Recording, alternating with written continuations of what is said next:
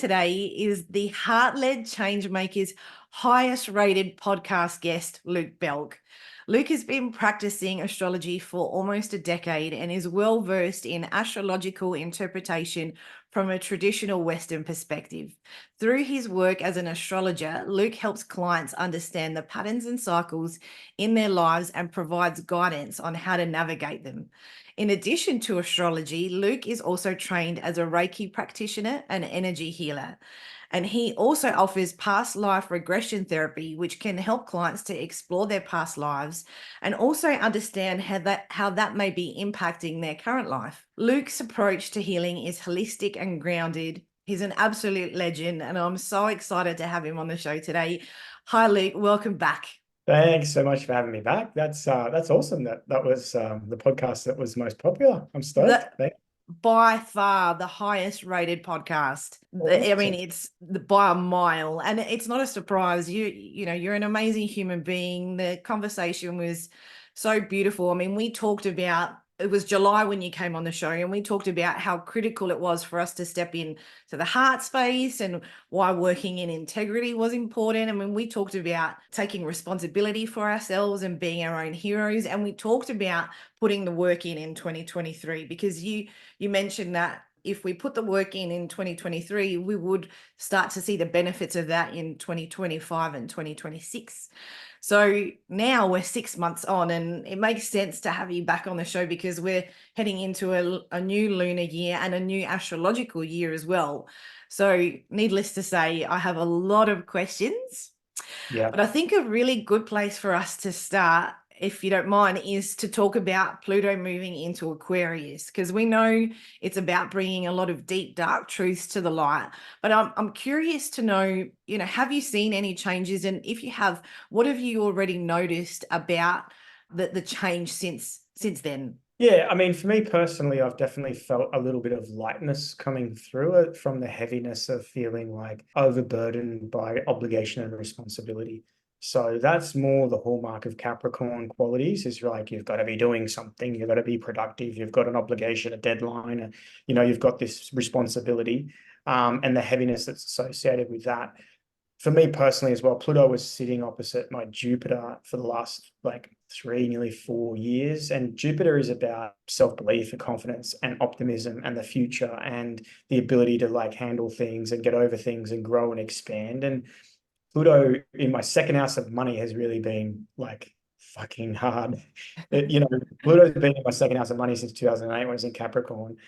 And Pluto deals with the extremes. And I've gone from, having a business, making a lot of money, to selling everything and then having nothing and going to really zero, and then now building back up the other way. So to have it move back into Aquarius, it's sort of like, oh, I can feel that pressure removed. So it's this sort of lightness that's come through. And there's this anticipation that I feel now that people have, like, there was a sort of slow start to this year, but Pluto's back into Aquarius as of the 21st of January now.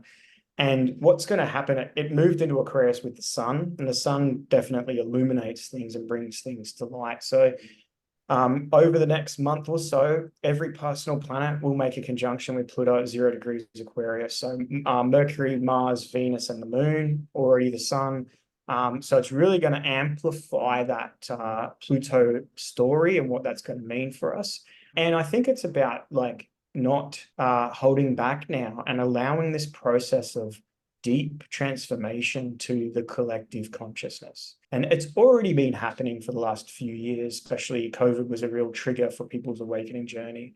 But now this is really integrating expanded awareness into the way in which we function as a society, humanity, a community. So that's going to be really exciting to see.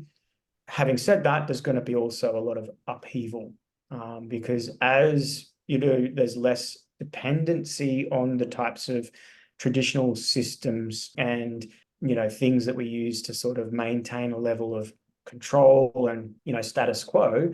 And as people sort of expand their awareness and their consciousness and they sort of have that awakening process, there's going to be less sort of dependency on those traditional systems. So therefore they are going to sort of start to feel the stress of this humanity's awakening journey. So that would mean that some of the systems, government, banking, health, like all that will start to show a lot of signs of stress. And the pathway to navigate is to really detach. That's one of the qualities of Aquarius is detachment. And, you know, if you know an Aquarian, or if you have Aquarian friends, they can be very direct, very frank, and they can sort of say it as it is. And, you know, they're not really one to mix feelings in that. They just sort of are really sort of objective in their approach. And that's because they can detach. You know, they can just see clearly because they have detached this sort of idea or concept of subjectivity or self-centeredness and emotions that are associated to that, and just clearly see. So to navigate this year into next year in particular, detachment is going to be tested. And if you're dependent or attached to an external thing that's offering some level of security, that's going to be tested, you know, and how much you are detached. Aquarius, co-ruled by Saturn and Uranus, so the two rulers of Aquarius. Uranus is interesting because Uranus is the planet of freedom and liberation, right? And individuation. And Saturn is the planet of like authority and responsibility. So Aquarius really illustrates to us that with great freedom, right, that we human soul desires for this sort of freedom of expression, freedom of creativity, freedom just to be. With great freedom comes great responsibility. So that means that as we collectively awaken and these types of old systems that we've relied upon start to break down, you're going to have to take radical responsibility for your path towards freedom. So strap in, because we're going to start this year really like potently. And there's a lot of like, there was a lot of stuff online around, you know, the Pluto's ingress into Aquarius with the conjunction of the sun being the biggest astrological event of our lifetime, or even of 2024. And I don't think it is. It's a huge sort of symbolic transition and an initiation of a new developmental cycle collectively. But I think that the big astrological sort of dates for this year are yet to come, but they're not too far away. And there's going to be a lot of potency, because what Pluto tends to sort of do is put unconscious pressure in certain areas of our lives. And the unconscious pressure, when it gets to a certain point, it doesn't take much of a trigger to release it. And there's a lot of triggers this year. So any activation of Pluto via a transiting planet or a lunation, so a new moon, full moons in particular, is going to really be a trigger to release a lot of that potency. And we're not going to be shy of entertainment from that perspective as we get through this year. And then we can talk shortly, but I'll sort of go through a little bit month by month with the major sort of stuff and all the different major planets, and towards the end of this year in particular with what's happening in relation to Pluto. And having said that, Pluto is not fully into Aquarius until the end of this year because of its retrograde cycle. So a planet will, you know, the outer planets will sometimes retrograde for 6 months of the year. So when Pluto retrogrades this year, because it's only the early degrees of Capricorn, when it retrogrades, it's going to enter back into it's the early degrees of Aquarius. It'll retrograde back into Capricorn. So we're going to have September to November this year, Pluto back in Capricorn.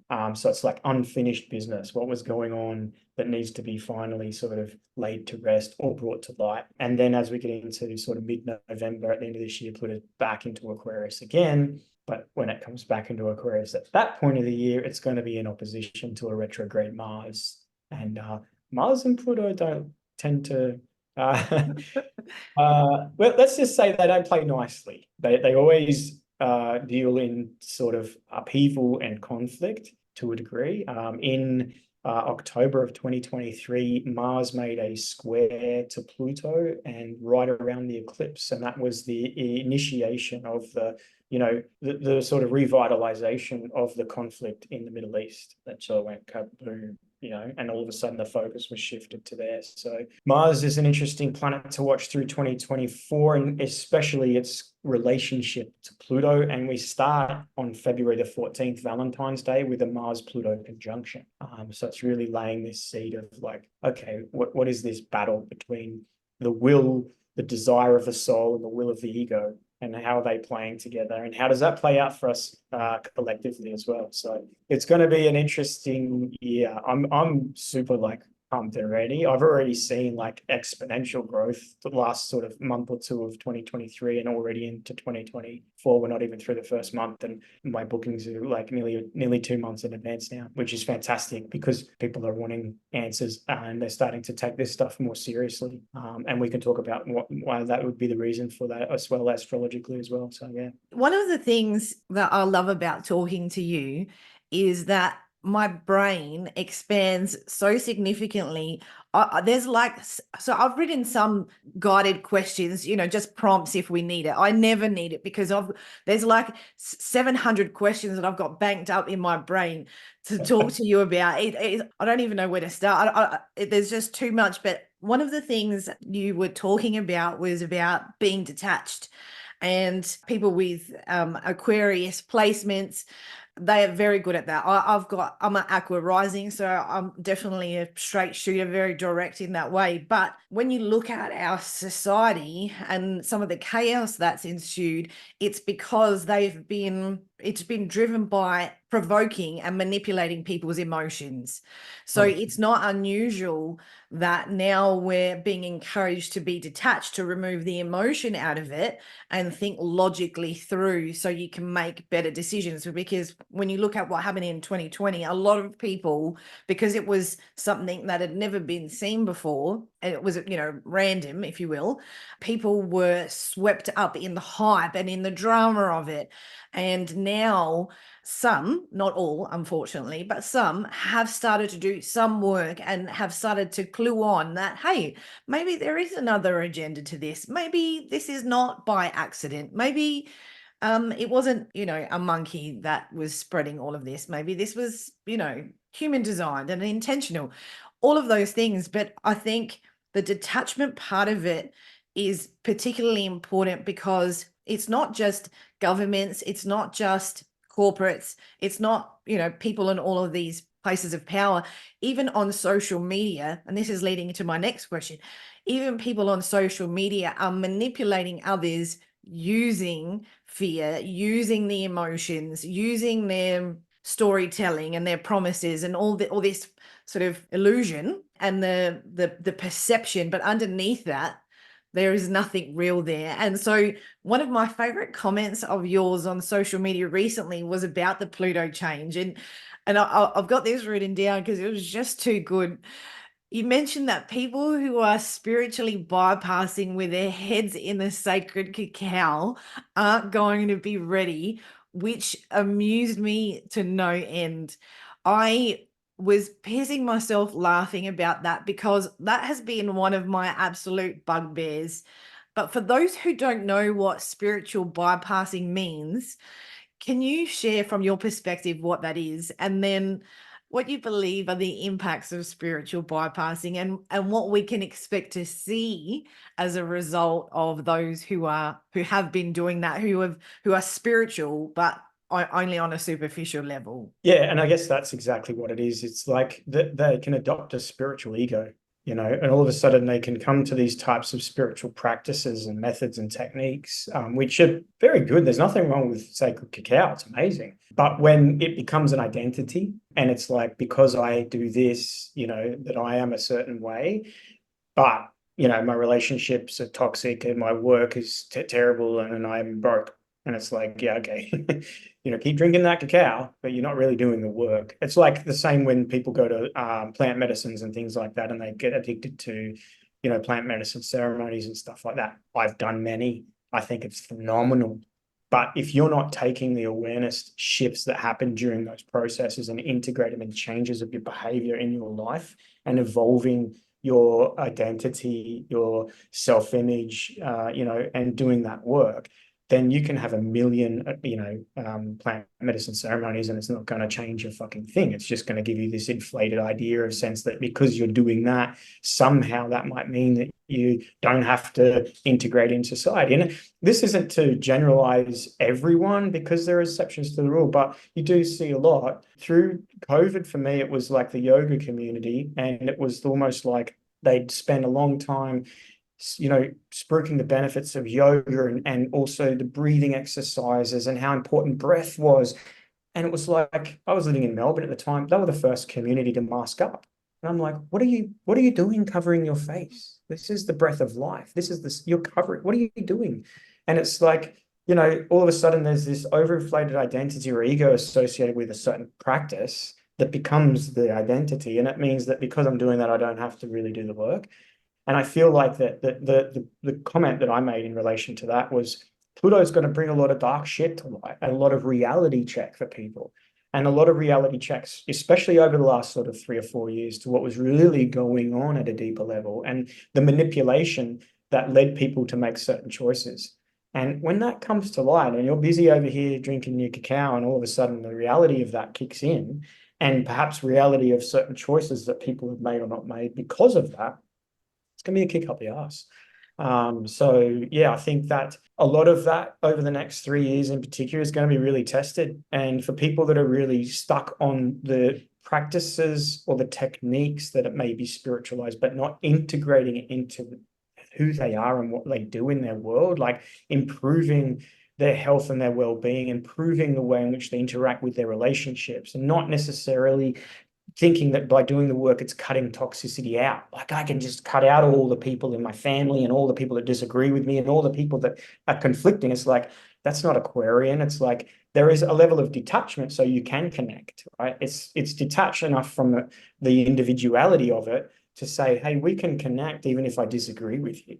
I don't have to say, well, I disagree with you, so you can go way over there and I don't want anything to do with you. It's like, I need to connect with you because I need that sounding board for people that I disagree with and have different points of view. And that's how we grow and expand. And the acceptance of the differences is really true Aquarian. It's that not that we have to, only have the type of people that are around us that are the same as us, that there is a nice connection that happens, but we also have to make sure that we're allowing space for the people that we may share some values and similarities, but not necessarily everything, and that they can challenge us and challenge our perspective in the way we see things. I feel like that with the work that I do, I get that challenged a lot with my clients because I have such an eclectic, wide variety of different people and walks of life and genders and all sorts. And it's like, you have to sort of be really attached to the egoic aspect of it. So yeah, I think the next 2 or 3 years is going to be a real eye-opener. And it will test the level of integral, work and the integrity to the work. And the work is the work of self-development, self-actualization. So the moonlighters and the spiritual bypassers, I think, will be either given a reality check and a kick up the ass to sort of confront themselves and do the work, or completely, obliterated. Yes, and I'm expecting that we will see a lot of that in the social media space, particularly with influencers who are, it's all the beautiful, poses and imagery, the traveling in Costa Rica and, all sorts of different places where, the perception is this wonderful life, but where is the work? Where are the conversations about the integration? Where is the conversations about doing that deeper self-exploration? And would you agree that we're going to start to see a disruption in that space? We'll see a lot of celebrities and a lot of people in positions of power, whether that's elected power, unelected power, or, social media power, because a lot of influencers, they may be just very shallow type people, but very beautifully looking physically or whatever their edge is. And they can, accumulate a massive following. And that's power because they have power of persuasion with that amount of people tuned into them.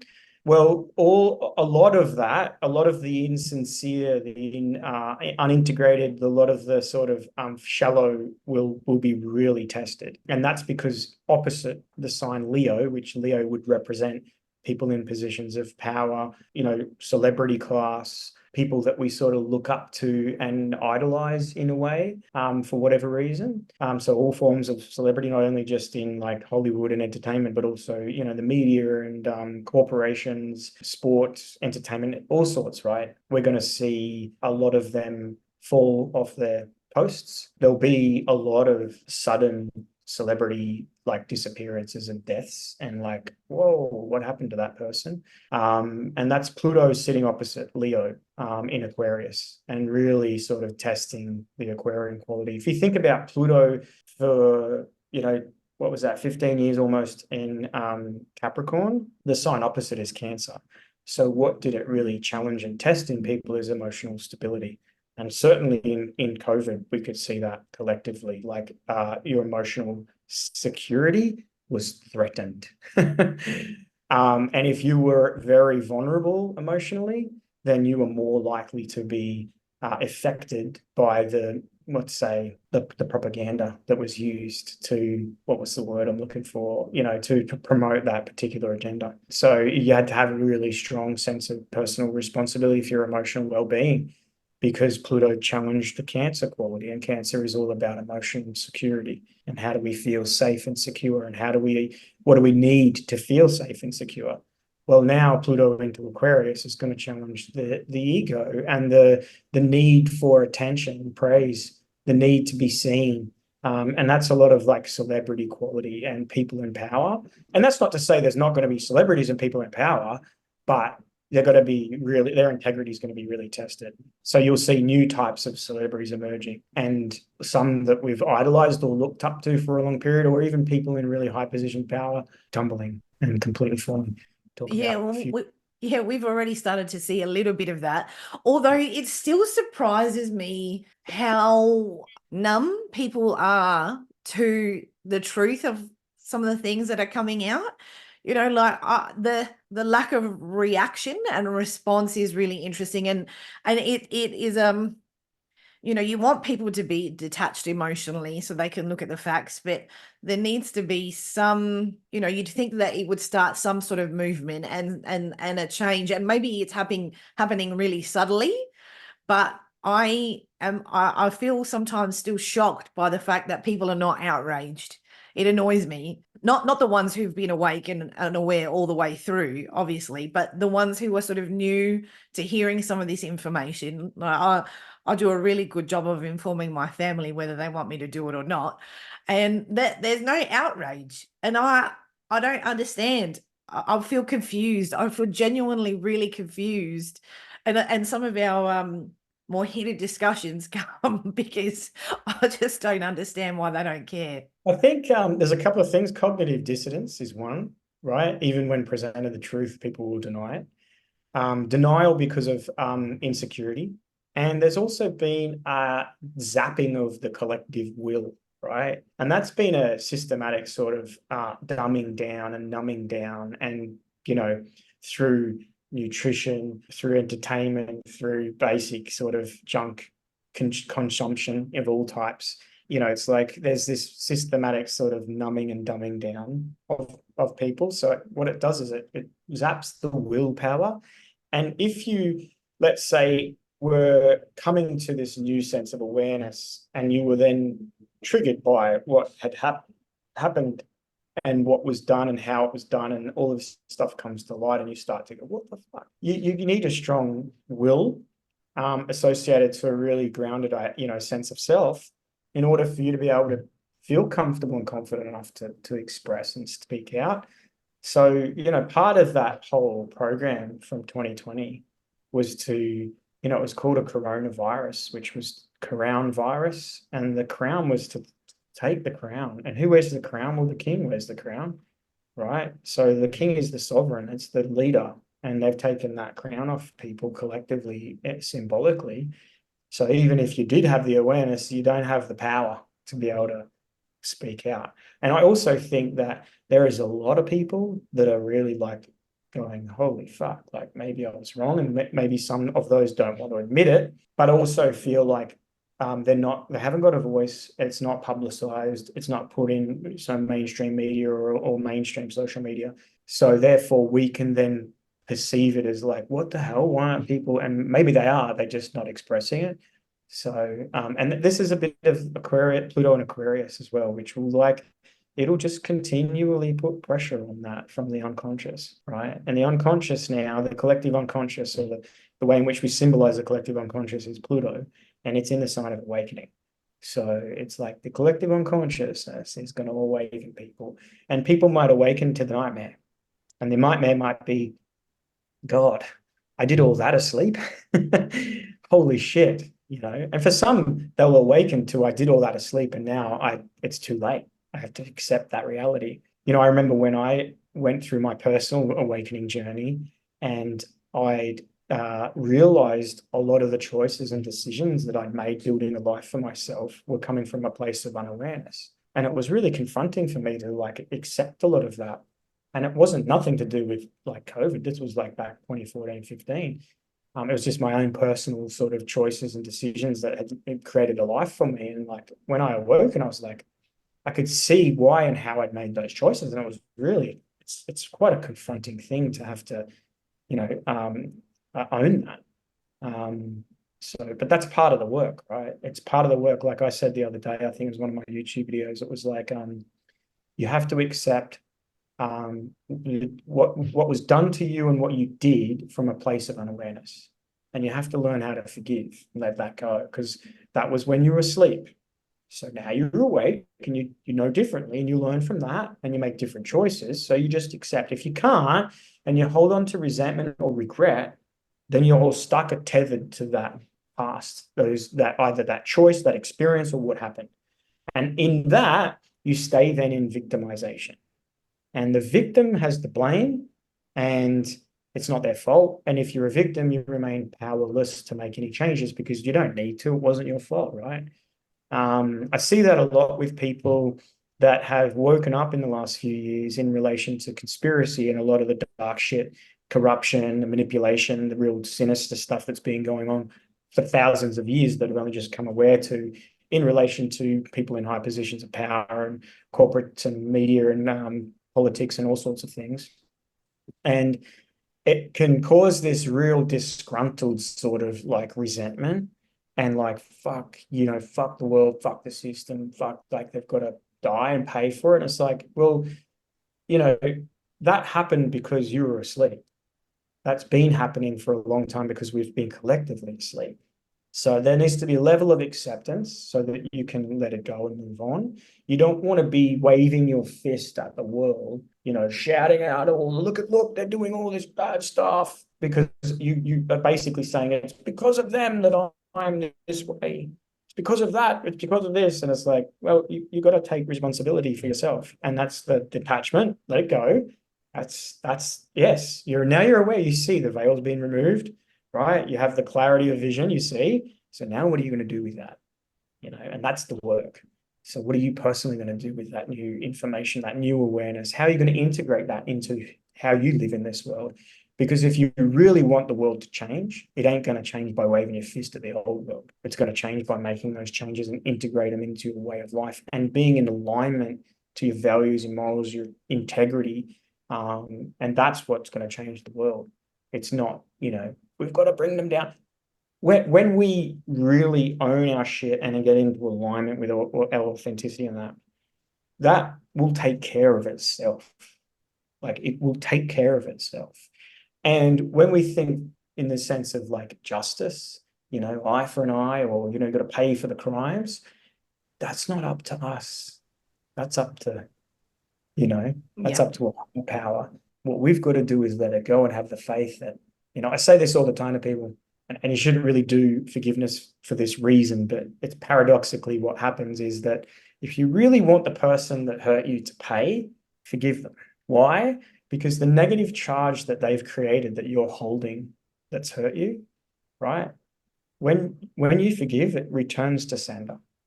Like it goes back to where it came from. It's not yours. You're holding on to that.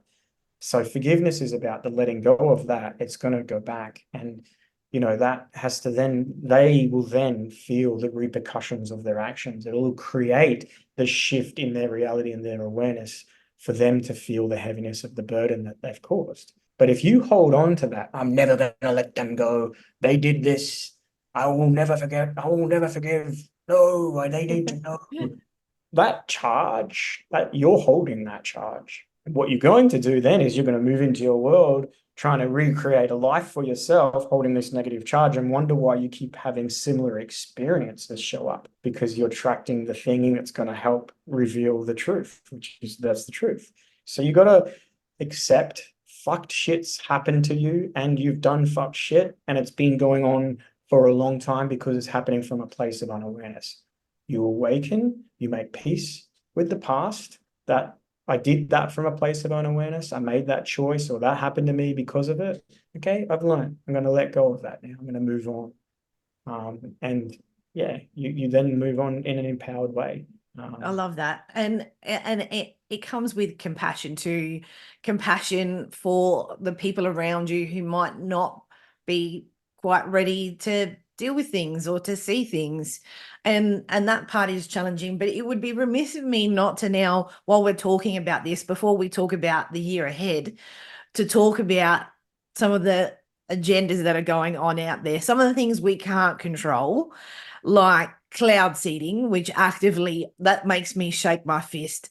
And that's only like a more recent thing. I've been having such a strong physical reaction, emotional reaction to it, because I know how terrible it is. And that's definitely not something I can control. I can control bringing more light into the world and fulfilling my mission and doing all of that kind of stuff. But when you look at some of the agendas like digital IDs, potentially disease X, the cloud seeding, and some of those other things, like, what do you foresee for what's going to happen with those things? I know collectively we are awakening and we are changing, and that will be dealt with, but what do you foresee in 2024 for those things?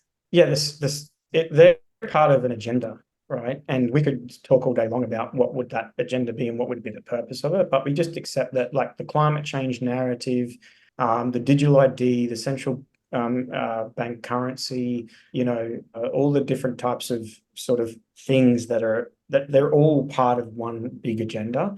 And try as they might, and there will be casualties, it will fail ultimately. It's not going to be sustained.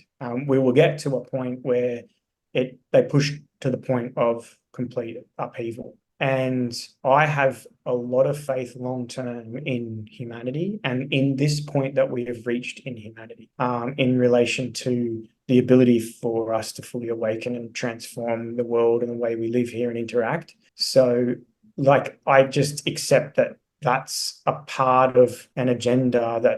They're the people that are sort of behind that. That's the Game of Thrones, and they've been playing the Game of Thrones for, we have a great year every 25,000 years, right? They've probably been playing the Game of Thrones for, like, I don't know, 10, 12 great years. So a long fucking time. So I don't really try to bother myself too much with, like, damn, man, we've got to stop it, and how dare they? It's like, oh, that's just, like, been going on for a long fucking time. We're becoming aware of it. We've got to, like, worry about ourselves and what we can do and how we can contribute. And what I do is whatever agenda is associated to all those things, like, for example, weather manipulation and creation is about furthering the climate change agenda.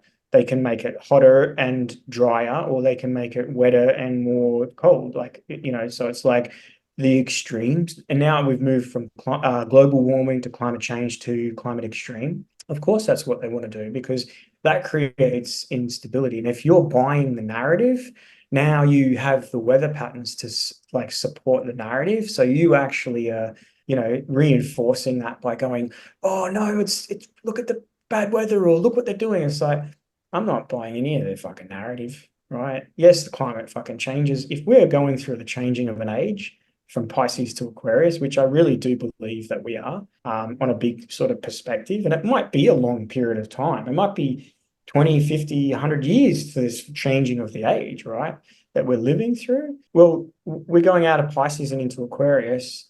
Pisces is mutable water and Aquarius is fixed air. So they're the frequency that the sun emits here throughout the seasons, as I said, like, is going to completely change. That's going to impact the climate. Absolutely, it's going to impact the climate. So we could expect it to change. Now, what they've done, though, is they've said that, it's human behavior that's creating this, and we have to tax it, or we have to restrict it, or control it, or depopulate it. That just suits their own nefarious agenda. So I don't buy that aspect of it. Well, I can still hold the concept of, yeah, fucking climate's changing. Of course it is. And they're reinforcing that sort of agenda by manipulating the weather. But that's part of like warfare. And, you know, they perfected these back in like the Nazi and then the Vietnam Wars. They perfected this type of technology. Well, I don't know if people know what's going on, but there is a war, and it's the war against the people. It's always been a war against the people. Maybe it was fought over resources, or it was fought over occupation of territory in the past. It's now legit all out on all fronts, a war on the people. And what the war is a war for your consciousness, for your mind, for your energy. How do they win it? By controlling it, by manipulating it, by directing it, your attention, your awareness, by being the ones to condition your belief about what you are, who you are, where you are, what you're capable of, what we're doing in this world. That's the war. And they just, you know, they've got technology now to be able to continue that. So if you see that, you can still accept it, see it, go along. You don't have to fight it or resist it. You can just walk right out of it. That's not my reality. I choose not to accept that as my sort of worldview and the way it is. And then you got to be mindful as well as like the resistance to it as well. Like, damn it, why can't people see? They should stop doing it.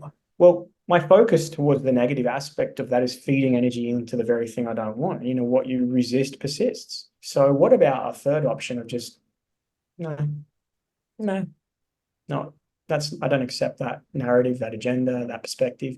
That's not going to stop it. And that's not putting the head in the sand. That's being aware and detaching so that I can focus on the things that are going to make and create change. And that's being a better fucking human and looking at my personal relationships and the people that I impact and making meaningful contribution, you know, and making sure that I'm in integral to my shift in values and morals and the way that I see. Like, this is a big thing with Saturn now in Pisces, been in Pisces last year. It's going to be in Pisces this year, or most of next year for a little brief stint in Aries and then back into Pisces. 2026, we'll have Saturn in Aries. But Pisces is, you know, with Saturn there, it's about taking our spiritual understanding and integrating that into reality.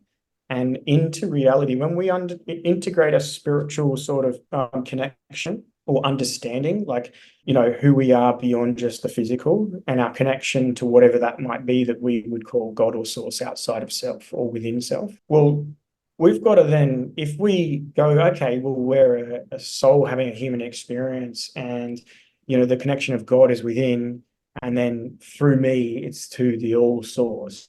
If I really accept that as my sort of, you know, worldview or meaning or purpose to like beyond just this life, I have to now take that and live with integrity in my life and have to live in accordance to that, which means that my actions have a cause and effect, and that what I do has meaning and purpose. And the impact that I have, whether it's positive or negative, is going to have repercussions. So, no, I've got to choose to be a better person. That's not saying there's something wrong with me. That's just saying, you know what, we can do better and I can do better. And I'm constantly asking that question. And I'm constantly getting the feedback in my life of like where I need to make improvements. I mean, I've got 3 kids, so it's always around me as a father and how I turn up in their world and how I guide them, but also create structure and discipline for them to like learn how to be themselves. So there's a constant feedback there for me to sort of go, fuck, that wasn't the best, Luke. Shit, I could do better there. Oh, I didn't realize that I was coming across that way, and that's how you've responded and it's impacted you. So you have to work on that. And I'm not perfect, and I'm not trying to be perfect, but I am recognizing the need for refinement and that continual process of chipping away at the stone of like my soul so I can craft that into the divine sort of vehicle that it is. So yeah, I don't know if that answers the question. I don't even know what the question was. This is why I love asking you questions, because I just morph into this magic. I just love it so much. I'm like hooked on every single word that you say. It's so good. And I'm sure the audience feels like that too, no doubt. But I mean, that's such a beautiful perspective. So, you know, talking about the physical reaction and the outrage to seeing chemtrails, for example, that was one of the things we were talking about initially. And it is a good perspective because I can just observe it rather than, And we can all just observe these things without engaging it and just saying, and you're right, it's not about putting your head in the sand. It is just about, okay, I choose not to have this as part of my reality. This doesn't exist. And for the most part, I chose to do that with COVID. I still do. But I think now with some of the new things that are coming that are not new, but we only understand it to be new, I think that that's a really good timely reminder, especially because we know there is going to be some push and there is going to be some, full on things that we're seeing in the media and online and so forth that might disrupt us emotionally. But just saying, making that choice and taking that self-responsibility, which sort of leads into what you were saying in that last bit about what can I do today to impact those around me? What can I do to better fulfill my mission and be a leader for those around me as well, whether you've got children, whether it's the team of people that you work with, whether it's your friends, your family, it doesn't really matter, your community, all of that is important, and whether you want to believe it or not, every action has an impact, and for the most part you'll never know how one action, what that leads to. And that's why I always think, like, where possible, smile at people, just smile at people, because you don't know what kind of a day that person is having, and you'll never know the impact that one gesture of kindness can do. And that concept is I think is a good philosophy for all of us. And it just sort of brings you back to center. It brings you back to that grounded, anchored place, to let the whirlwind of this world and the shenanigans that are happening, let that swirl around you, but you stay still and you just stay focused on you, how you feel about your contribution, how you feel within yourself and your soul. And that is pretty much it. And I think that it's a good philosophy and a really good approach to especially 2024, given it is going to intensify. We know that it is. But yeah, I really love that perspective, Luke. Thank you. You're welcome. I'll just add to that. I'm told, so I don't know, but I'm told from pretty respected sources that a part of the life review that a soul will do at the transition of this life into the afterlife is to experience the impact they've had on others from the perspective of them. So, in other words, if you've caused harm, you feel the hurt the other person felt. If you've caused happiness, you feel the happiness and the joy that you've caused as well. So, that is a real sort of wake-up call that we don't often give time to reflect on, that aspect of like, well, what happens when it's all done? Am I going to pay for what I've done? Or is there a weighing of the souls? Is there a judgment day? And it's like, yeah, you judge yourself, and you judge yourself based on the impact that you had on other people. So, like you said before about smiling at a stranger, absolutely, because you don't know the impact that that's going to have. And what's the alternative to stare blankly or to have like your frustrations projected onto them? You don't know the impact that that's going to have. And that's like a very minute way to look at your interactions in this world. But like, think of your personal relationships, whether they are family, friends, colleagues, intimate partners, complete strangers, and the interactions you have and the hurt or the joy and love that you have, impacted on others. And, you may, so I'm told, you may get an opportunity to really experience the full impact of your life from the perspective of others. So that's an interesting philosophy, I guess, to have to sort of go, that's interesting. How does that change? Like, if that were true, possibly it is, how does that change how I am in this world? If you're operating out of integrity, you'd want to change that pretty quick, smart, right? Absolutely. I don't want to be like all of a sudden like, you're a prick, fuck you. And next thing I'm like, that really hurt them. And I'm like, Yeah. God, shit, so It would be that, humbling. It would be very yeah, humbling. absolutely. And that's not to say like you've been a shit person and done bad things that now you're going to pay for it, because I think it's about the balancing. And I could accept there's some things I've done from my unawareness and I've impacted others negatively. So I've got life left. What am I going to put on this side so that when I get to the end, there is at least a weighing of that there's some balance, or if not, tipping to the side of, positive dharma rather than negative karma. Which is the aqua scales, right? It's justice. It is about creating that balance. and that harmony, because things are very, like, you know, in our world, things are very unbalanced right now, but within, you can create a balance in your own scales. And I love that perspective. And you know, it's whether the actions, you know, maybe some of the shit actions were intentional or unintentional. And that makes a difference as well. Because I think if you're not aware, you know, before you have your spiritual awakening, let's say, you might be acting like a bit of a shit. You know, I remember back in the day before my spiritual awakening, I had a lot of chips on my shoulder. There were moments where I was an absolute terror and brat. I fully own that. But I wasn't intentionally trying to harm others. Doesn't mean that I didn't, but it wasn't an intentional thing. Whereas now I am intentional because I understand how everything works and everything is connected. I understand more about the intention and the potency behind your actions, and why, you know, the words that you speak and the things that you say and the energy that you're bringing in. So I like that. I like that concept. I think that that's a really good one for the audience to think about as well. Like, think about, okay, if you're at that, you know, if you're reviewing your scales now, what's this next chapter for you going to look like? And how are you going to, what actions are you going to take? How are you going to operate and hold yourself accountable in that integrity as well? And I think that that's brilliant. You know, and as well, it's not only what the impact you've had on other people, it's the impact you have on yourself. Yeah. You've lived a life of being really hard and negative towards yourself and self-critical and really, you know, beating yourself up. Like, okay, there's an acceptance there that's come from my pain or my hurt or my wound or my unawareness or a combination. So there's one side of the scales. Now here I'm at my life, no matter what age, you can look to the past as representing that aspect. And you can, in this moment, go, well, what now if I look to the future? What do I got to do to balance those scales? And I have to start loving myself. I have to start being kind to myself. I have to start giving myself compassion and showing myself love and attention and care. And why? Because I don't want to be getting to the end like this and going, holy shit, that was a crap life, right?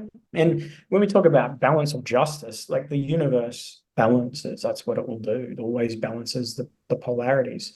So, you know, there's always going to be a cause and effect. And even if we don't see that playing out, it's happening, and it's happening on a perspective and a frequency beyond what we can imagine, and it never fails to rebalance itself. You know, it's just like the sun and the moon. You know, there's a day and a night, and even though some part of the year the sun wins the battle, we have extended daylight, well, then the moon comes in and says, it's my turn to rule and stuff. And then it's, you know, tips the other way. And then there's a rebalancing at the equinox every year, twice a year.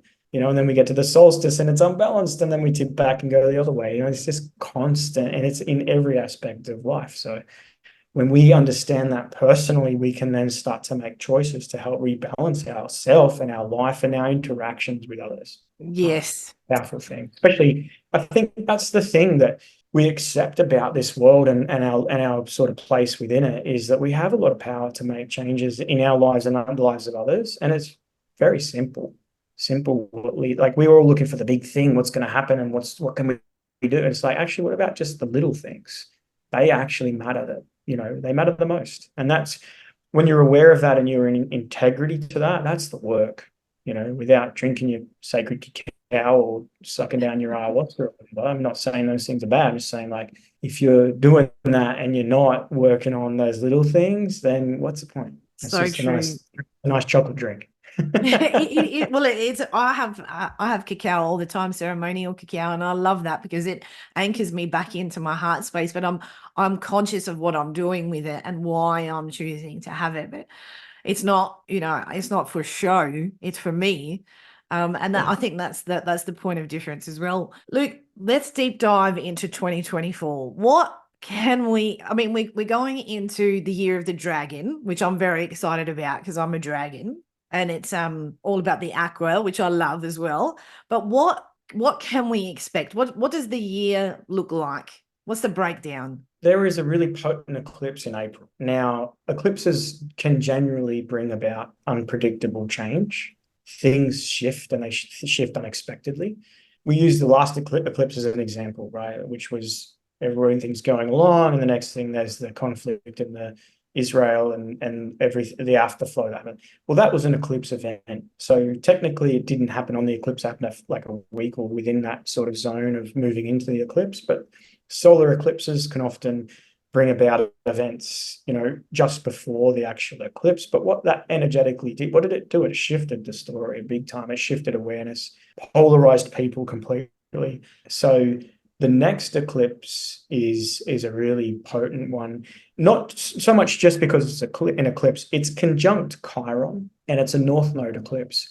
Chiron is where we have a collective wound. And in Aries, it's the right to be, it's the right to exist, it's the right to express, to assert. It's that right to even just have, the generation that had Chiron in Aries, so they would have been like the early 70s babies, I think maybe late 60s, early 70s. It's usually in a sign for about 7 years.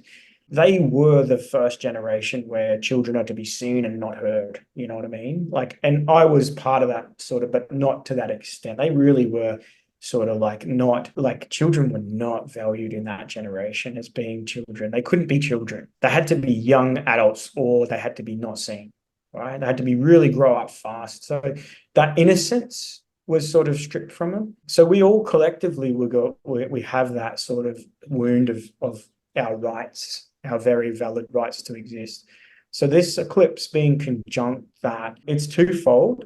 In other words, there's probably going to be events that really test that wound, and you'll see a lot of projection of that wound out. So out of Aries and Chiron, it could be a lot of angry outbursts, a lot of reasons to be fucking angry and expressing anger and really showing the world. The other side of that coin is that there is a lot of opportunity for some collective healing on a deep level of existence and the right to assert and to be and to have an opinion and to express it.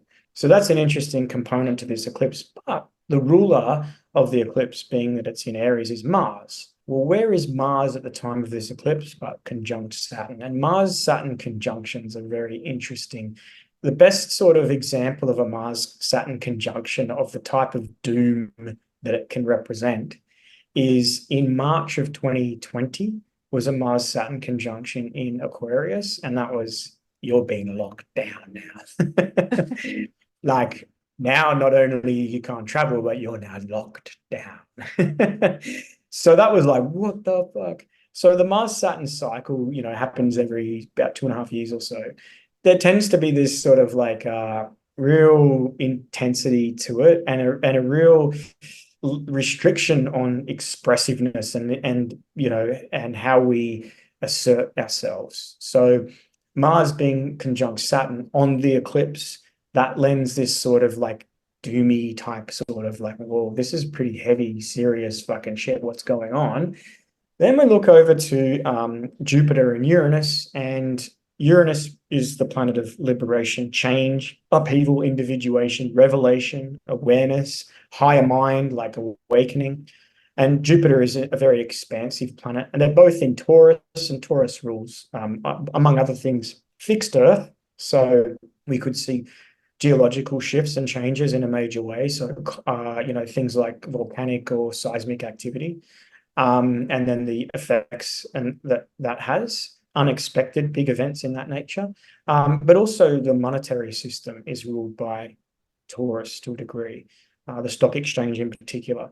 So at the time of the eclipse, you also have Jupiter and Uranus in pretty tight conjunction as well. So expect the unexpected with Uranus and Jupiter in a big way, something big and unexpected. The Saturn Mars is like, whoa, this could be a little doom. And it's an eclipse on top of Chiron, like exactly conjunct it. So I look at this eclipse and I'm like, really, that's going to be a real marker of 2024 to really shift the dynamics, to really bring about what's going to happen. And I would say it's going to be the first of many points of upheaval and potential conflict and escalation of things like, whoa. Now, that's April. Now, that eclipse is the second great American eclipse. The first great American eclipse was in 2017, and it went from Seattle to Florida. This eclipse in 2024 in April, on the 9th of April, runs from sort of New York to California. So from 2017, you had an eclipse go like this across the states. 2024 eclipse go across that, creates a cross across the United States. And in the middle of those are two eclipses. Right in the middle was the Jupiter-Saturn conjunction at 0 degrees Aquarius on the winter summer solstice, right? The Saturnalia point. So it's like X marks the spot. And usually in ancient times, one eclipse across a land that was governed or ruled by a particular aristocrat or, royals or whatever was a very ominous sign of change of like the most likely you're going to have a fall of the monarchy or the rulership or the king or whoever. So the two eclipses, the Great American eclipses with this, Saturnalia grand conjunction, Jupiter, Saturn in the middle of it. It's like, the show's on for the United States and what the United States represents in terms of Western democracy in particular. So it's like, okay, we're really this is gonna really, shift things in a big way. Post this eclipse, within a month or so, Jupiter moves into Gemini. And Jupiter deals with growth and expansion of things, tends to bring opportunities for the types of experience that help us go beyond the known and into the unknown and push the boundaries. And sometimes those experiences are wonderful and great, and we can expand and grow through growth of a family or a pregnancy or money or, a relationship or career, opportunity. And other times they're really difficult situations that will really push us to grow as well. But Jupiter is debilitated in Gemini. And when a planet's in its debilitation, we can tend to get some of the more negative expressions of that quality. And Gemini sign is a lot of information, a lot of communication, a lot of stories, a lot of stuff coming to light, but also coming from this way and then coming from this way and then this way. And then it's all of a sudden an information overload. But Jupiter naturally rules Sagittarius. That's long distance journeys, foreign lands, foreign culture. Jupiter in Gemini is the short distance stuff. So are we going to see some sort of, changes, upheaval, conflict, escalation of like instability, which leads us to a shutdown of travel? Its signature is there possibly, especially as we move towards the end of 2024. I know people have been afraid of that, like, are they going to stop travel and things like that? And I don't know whether they are or they're not, and what would cause that if we did. But certainly with Jupiter and Gemini, I'm like, well, that would make sense if we have a restriction on long distance travel, and maybe you could travel but only to local shops or interstate, but not necessarily cross borders or across the ocean. So that's going to be interesting.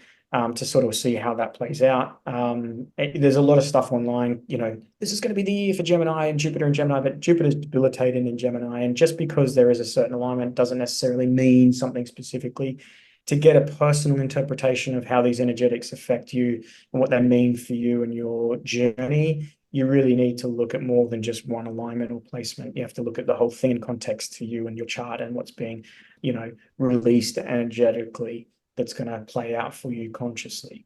So I'll just say that as a caveat. And then the end of this year, we have Mars retrograde. That happens every 2.5 years.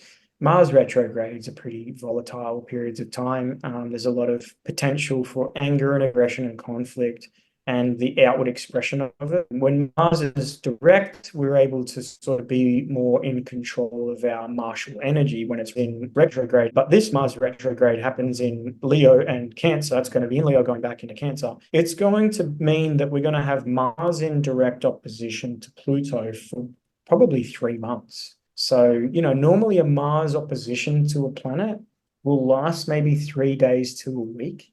As Mars moves into the direct alignment and then moves out of it, it sort of builds, hits the alignment, moves out of it. The oppositions can be a lot of conflict, right? When you're in opposition, your opposition is who is opposing me.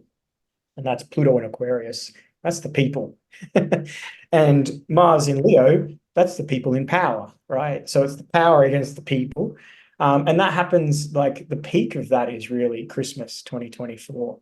So I'm like, I heard a lot of stories and conspiracy around the last Christmas being the last one. I don't know if you got that, people saying that's the last Christmas. And I was like, what, why would people be saying that? And, and then I look to that alignment, I'm like, are we moving to like, worldwide conflict, potential like, war on certain different fronts and areas? And could that be no Christmas because, we're at war? I'm like, it's possible. It's like we're going to that point. And then I look at the eclipse across America and I'm like, what the hell's going over there? Like there's a lot of political, social instability in the US. A lot of people, a lot of countries, a lot of regimes around the world are sort of, I think they're waiting for their moment to sort of like, what's happening. The Trump story is very interesting. This is my own personal opinion. So I'm just going to say that from the get-go, but I wouldn't be surprised if he's eliminated this year somehow, whether it's being sickness, jail, or assassination. And he'd be brought in as this savior. But the way I look at Trump is his job is done. What his job was to blow the trumpet on all of the stuff that came to light since 2017, which was all of the stuff that everyone is now sort of, when I say everyone, most people on their awakening journey have gone, oh, all that shit, conspiracy, like, all the corruption and like the manipulation and all of that. So I look at Trump as that was his role, was to blow the trumpet, which is the Pluto card in the tarot deck, judgment card, which is, the angel playing the trumpet and all of the coffins opening up and the dead bodies rising to the top. Well, that's what's going on, right? This is what happened when we've been asleep. We've been kept in the dark about a lot of shit. Do I see Trump as the savior to end all of that? No, I don't. And I think the reason is, if we tie this into what Christ consciousness might mean and the return of God, Christ or Jesus, I look at it as the return of Christ consciousness within humanity, which is what the age of Aquarius is really about, returning that conscious expression of Jesus, the story of Jesus, into the individual of man, which means that there's no savior. In the age of Pisces, there is a savior, right? There's a savior God, and he saves us from our sins. Right? Forgive them, Father, for they know not what they do. That's Jesus talking to God saying, hey, you got to forgive them because they're asleep. They're in water world, Pisces. They're in the dream state. They're not consciously awake, Aquarius.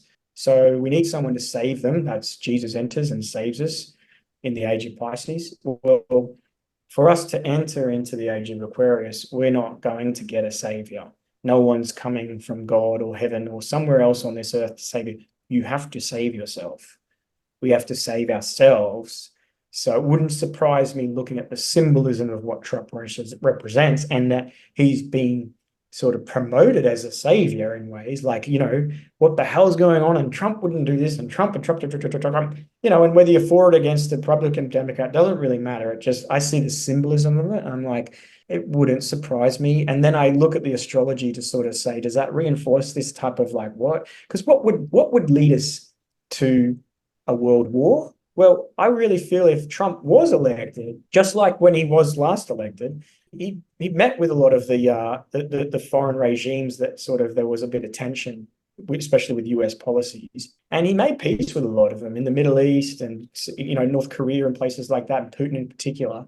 Now you got this sort of puppet Biden that's in there creating all this like anarchy really within home soil and abroad. And then you've got this like, well, Trump gets back in, it's all going to go away. Well, let's say that the story that they're sort of presenting as, this narrative of like life and world, that they remove Trump, then I could see that quickly escalating into sort of, conflict igniting in Europe, in the Middle East, in China very quickly as a result. But not only that, the upheaval that would be caused for the people in the US as well. Now, on a really big perspective, why would that be happening? Because it's the elimination of the extremes. And that's another thing that needs to happen as we move into fixed quality. Pisces is mutable, and Pisces has, huge expression of, or like a spectrum, right? A huge spectrum of expression from one end to the other. That's Pisces, it's mutable.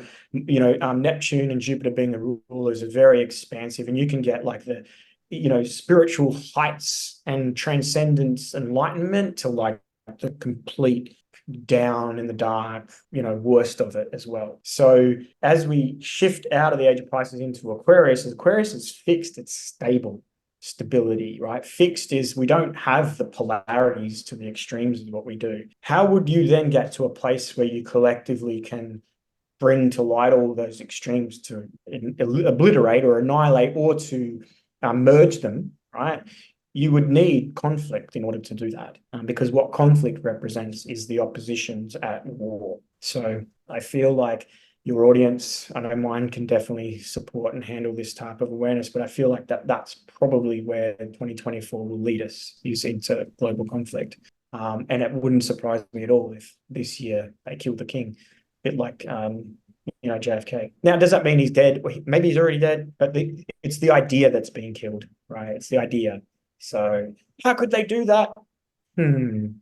How could they fake the moon landing? How could they assassinate JFK? How could they, pull off the Twin Towers? How could they do COVID? They've been doing this shit for a long fucking time. Of course they can do it.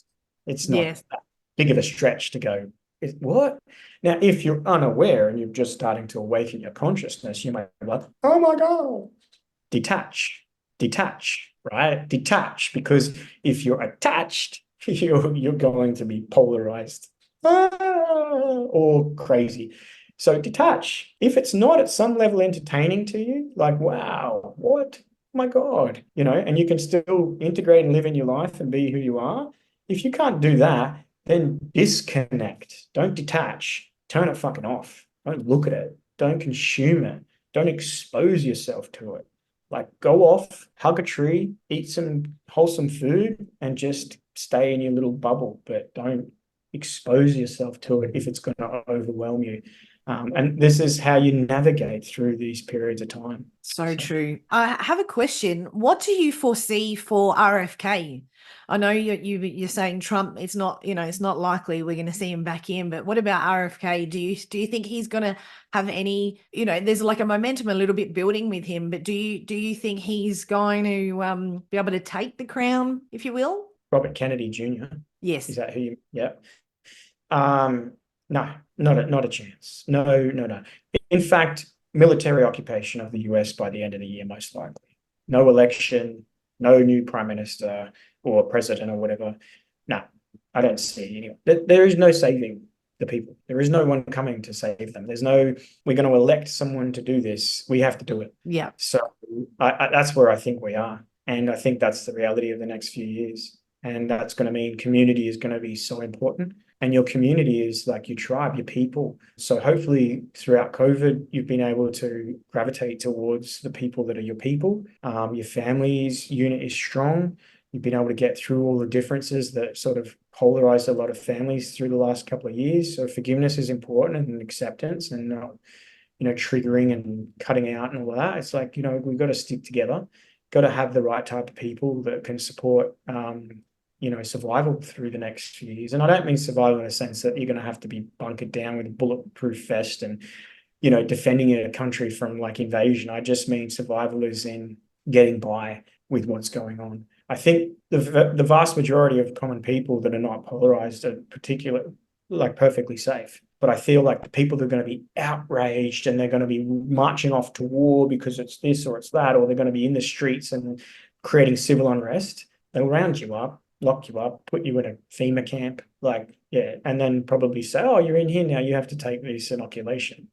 You have to be vaccinated, and oh, what do you know? Turned you off. So I feel like that the way to navigate is detach, stay connected to your community, see it as entertainment. If your personal survival is threatened, then seek guidance and support around that, and be prepared. Awareness is about preparedness. Like, if you have awareness, you're prepared. You should have, especially if there are certain trigger events this year where there's a little bit of upheaval or crises, you should probably have a minimum of about 3 days worth of survival, food, water, and battery power. So that if there was an event where, everything, let's say you couldn't buy fuel or food, or there was no power, you need 3 days worth. After 3 days, usually what would happen is there would be intervention from your armed services, military, or, whatever, homeland security type people to sort of bring back civil balance. You look what happened at COVID, right? That was just a pandemic, and it wasn't even really the full pandemic. And then people went mad and bought all the toilet paper and then fought in the aisles over shit tickets.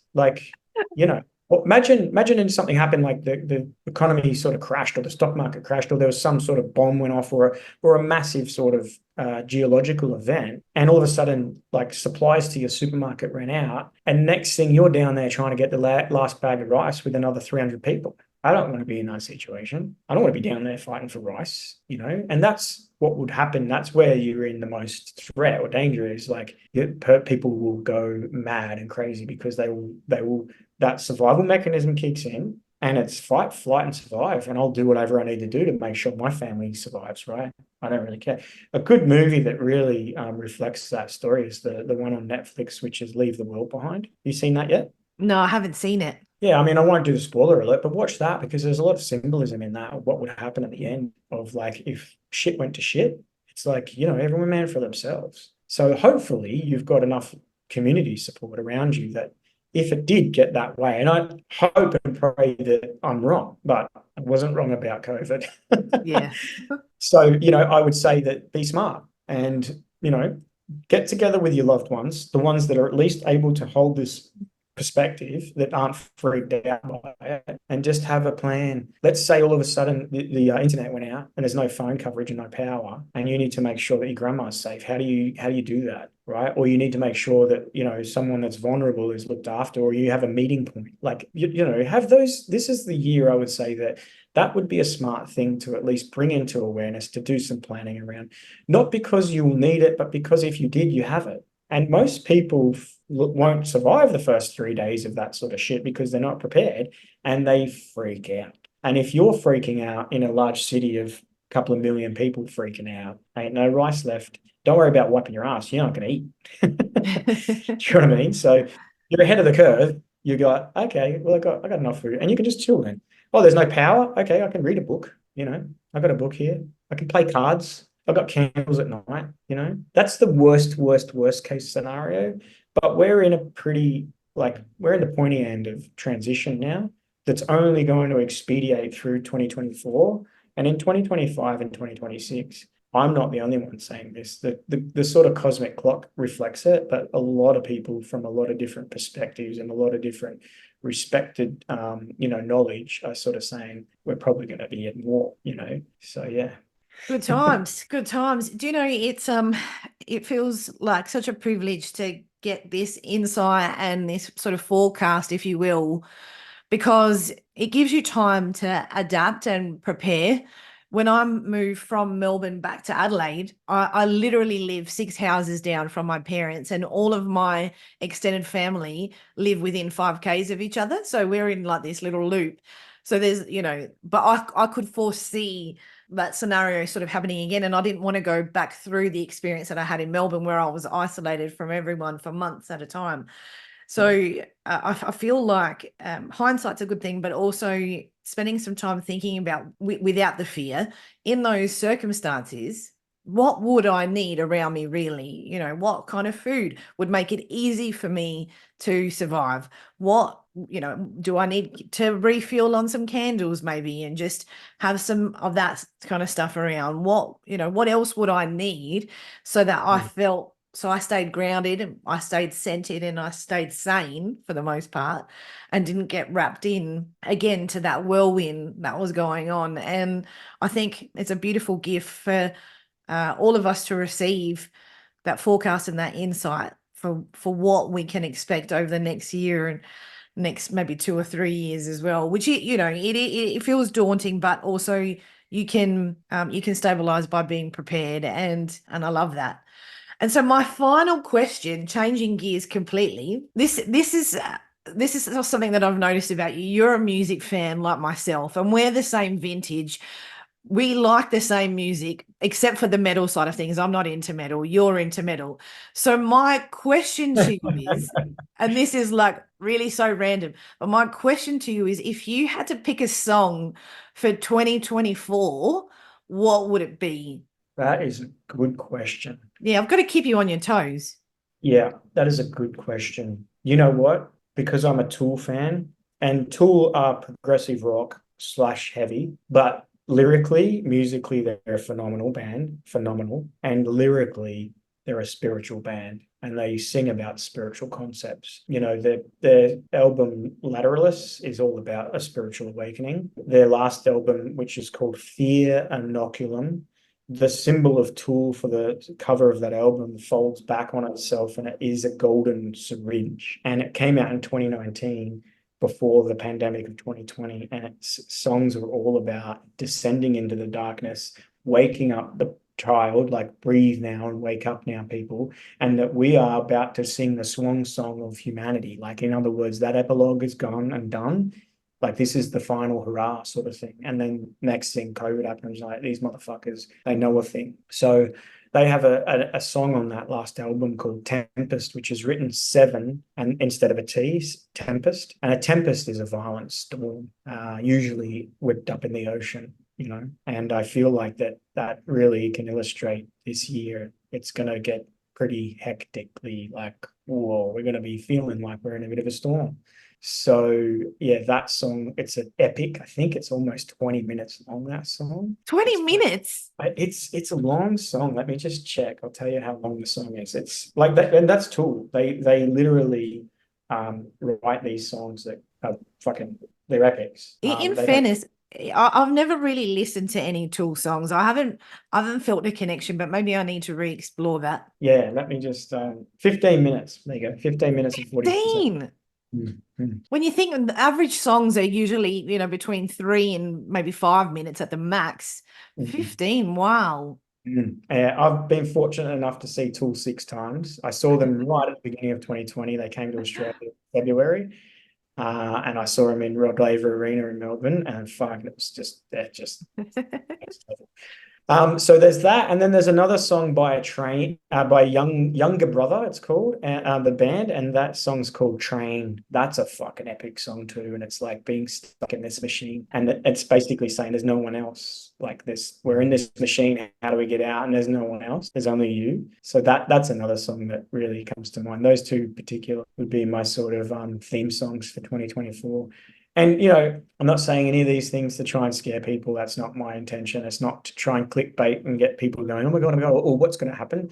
Just understand that in order for us to get to a completely, you know, more aware and awakened humanity and then a way to live and to interact here, a lot of this old, archaic, patriarchal, toxic system that we've been conditioned to just accept has to disappear. So it's most likely going to come through conflict. Alchemically, from Pisces, which is water, to Aquarius, which is air. How do you get alchemical water to air? You boil it, right? You boil the water and you get steam, and that's air. So alchemically, Pisces to Aquarius is about turning up the heat. Well, 2024, I think they're going to start turning up the heat, you know, so get out of the kitchen. Get out of the kitchen. And look, prior to 2020, a lot of people in the know, a lot of high up people in positions of power and corporate leaders exit stage left, bought their little plot of land and just went, yeah, that's me. I'm done. See you later. Why? I look at Tool's other band, the guy Maynard, he has another band called The Perfect Circle. Their last album, Eat the Elephant. An elephant is a symbol of Pisces because Pisces is the 12th house, rules large animals. So Eat the Elephant is like we're getting rid of Pisces. There's a lot of songs in that album in particular, and that was 2019 that came out as well, that sort of depict like this is the end of all of that shit. So like astrologically, the symbolism I see played out in Hollywood movies, just the way things are, and then what's happening to the consciousness of humanity. Like we're getting to the pointy end where the transition is going to take place, and you might, you know, it's going to really sort out like the wheat from the chaff as well in that many respects. So my comment about, you know, if you got your head in your cacao and thinking that you're all spiritual, it's all like going to just magically go away because you're meditating. Yeah, so true. Oh God, I just so love speaking to you, and I've loved this chat again. You are an absolute star. I was so glad I asked you about the music side of things. I knew you would have at least one or two ready to go. For our audience who may not have heard our first episode, how can they connect with you? I will share your details, but how can they connect with you? Very easily. So my name is Luke Balcke, Balcke, and on anything online, I am found under that name. Social media on Instagram, Facebook, YouTube. My website is lukebalcke.com. And I'm very approachable. I answer every question or every DM that I get personally. I don't have any sort of PAs or virtual assistants. I'm direct. You can get in contact with me. I'm available for in-person sessions on the Gold Coast as well as online everywhere in the world. I will say that since our last podcast that we did, I had about 5% North American clients. Now I've got like almost 20% North American clients.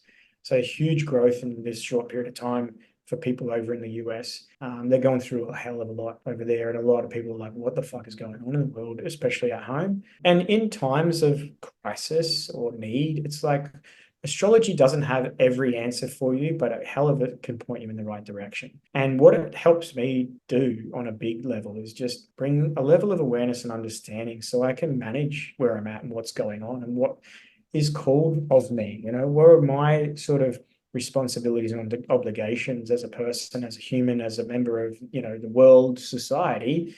What am I here to do, and how am I going to do that? And everyone's chart is going to help them illuminate that story and that path for them.